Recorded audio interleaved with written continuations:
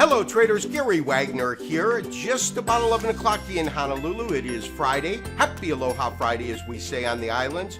It is May the 5th, Cinco de Mayo, 2017, and this is the Daily Report for Gold and Silver, our weekend review. And what a week we have seen in this market.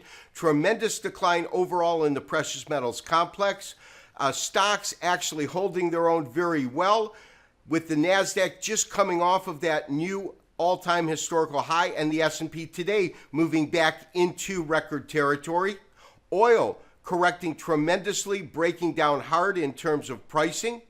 First, let's take a look at current pricing in gold. Now, today we had a quiet day, very quiet when we look at the $40 decline witnessed in gold pricing this week. 1227.70, 1227.80. We're just going into settlement at 11 o'clock. It's traded to a low today of 1226.20 and a high of 1236. But it's really weekly price activity that we want to really follow on. When we look at spot gold, that is 1227 and change. Over to silver.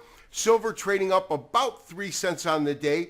Closing with tremendous pressure over the last 3 weeks. 1633, that is current pricing, putting it up 3 to 4 cents on the day. So traders, although gold pricing closed nominally changed, or I should say unchanged on the day, it is really the week that we need to focus on. Tremendous price decline, considering that this market was opening on Monday at approximately 1270, closed just below 1230. That is a $40 decline. And the real question has to be whether or not this recent activity, and when I'm talking about recent, I'm actually speaking about the last 3 weeks, but whether this price decline witnessed over the last 3 weeks is either A, signaling a key reversal in which gold prices had a dynamic rally, hit a definitive top, and now it is a foolish bearish scenario. In other words, we can expect lower pricing to prevail, or whether or not we are witnessing a not so much simple, but a defined and deep correction, but a correction nonetheless. And that is to say that the decline over these 3 weeks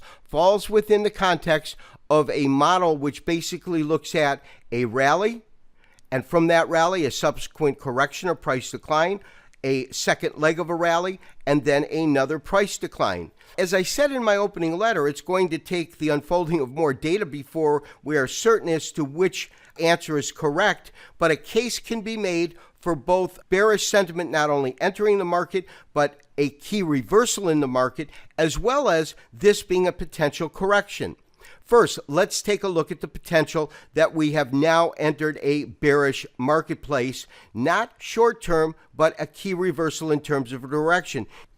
And traders, the best evidence of us having seen a key reversal when the market hit this record top for the year, just shy of 1300, is by looking at our moving averages. Our moving averages are composed of a 200-day moving average, the solid red line, and the shorter-term 50-day moving average, and that is that this week the market broke below and closed below both its 50 and 200-day moving average. That is certainly a technical indication that we have pivoted from a bull market to a bear market. Now, to obtain what I call technical evidence that that assumption is correct, the following criteria would have to be met.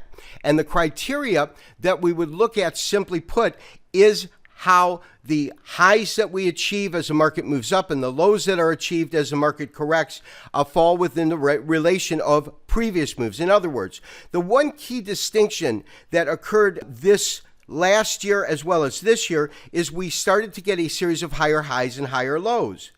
To continue that assumption, we need to take out the high that was achieved last year, which falls at around 1360. So we have not done that. Now we have, for the year, gotten a high, and this low, of course, when we look at the low of 1200, is well above the previous low of 1120. When we look at the next high, the high at 1297 is certainly above the high that was achieved at 1260. Now we've gone into a correction and broken below these moving averages. The confirmation would come that we are in a bear market if, in fact, price structure created a lower low than the previous low, and then on a subsequent rally after that, or not rally, but on a firming of price, I should say, getting a lower high. So we've seen the beginning part of the criteria being met for a key reversal and moving into a bearish scenario, and that is breaking through these moving averages. However, until we get a lower low, we cannot say with any technical certainty that in fact we are in a bear market. Now, as I said, a case can certainly be made for both sides of the fence, and to illustrate the potential that what we have witnessed with this corrective action is simply a correction and not a key reversal is to look at the percentage of drawdown in relationship to the rally. And to that end, we have created two basic fib retracements. One of the fib retracements, the long-term one, starts at 1120, moves all the way up to 1296. And you can see the subsequent areas of retracement with these lines all the way middle of the screen right here. The second fib retracement that we're going to look at starts as the last leg of this rally at, call it 1194, up until this yearly high so far at 1296, 1297, and then the subsequent corrections. And these are the retracement numbers for the shorter term retracement. Now, when we consider just the second leg of the rally, the market moves from 1190 to 1290, about $100 rally, and at this point has given up over 61%. That would have been 1233, and that was pretty much a key area, but it hasn't gone to a 78 or 75% retracement, which would absolutely be kind of a line in the sand looking at this particular rally here. Now, if we look at the bigger picture, meaning considering that this rally has two legs, but it's all part of a single rally. First leg, correction, second leg, and then look at the overall move.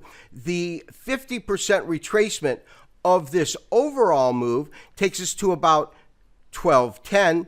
We've already said that a lower low would really lend a lot of technical confirmation to the bear side of the assumption in terms of whether or not we're looking at a simple correction or a key pivotal return. So we haven't gotten to this point.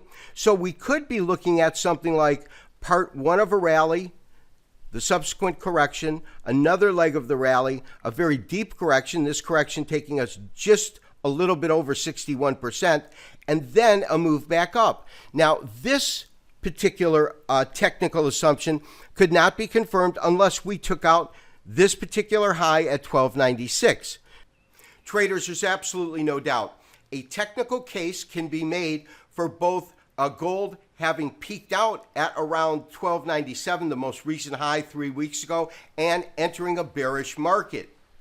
We know that we've had a price decline over the last 3 weeks, but the fact that prices broke below and closed below this week, both the 200-day and the 50-day moving average, really puts the bears in solid technical control of the market. Absolutely no doubt.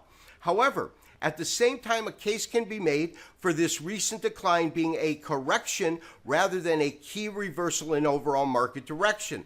And to that, I cite the percentage of the retracement or percentage of gains given back over the last 3 weeks in comparison to the totality of the rally and the second leg of the rally.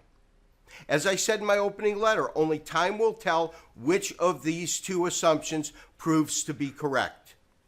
This has been Gary Wagner, wishing you, as always, good trading. We will talk to you on Monday for another daily update and review. Bye-bye.